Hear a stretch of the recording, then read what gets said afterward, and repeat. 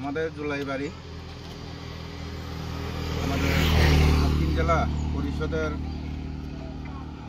11 নং আসনের প্রার্থী শিল্পী নমু মহোদয়া এবং আমাদের ঠাকুরছড়া গ্রাম পঞ্চায়েত এবং আমাদের দক্ষিণ জুলাইবাড়ি গ্রাম পঞ্চায়েতের আমাদের পঞ্চায়েত সমিতির ভারতীয় জনতা পার্টির প্রার্থী তাপস দত্ত মহোদয়কে আমরা বিপুল বুথে জয়ী করার লক্ষ্যে আমরা